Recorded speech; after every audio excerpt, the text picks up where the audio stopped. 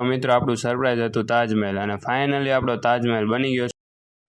જય માતાજી મિત્રો, કેમ છો? મજામાં ને? તો આજે આપણે નીકળી ગયા હતા કોલેજ જવા માટે। પછી આપણે જવાનું હતું ફિલ્ડે માટી લેવા માટે। ત્યાં ડોગેશભાઈ હારે આવતા હતા, એ કે હાલો હું આવું હારે। આપણે પહોંચી ગયા હતા ફિલ્ડે। જો મિત્રો અમારી ફિલ્ડે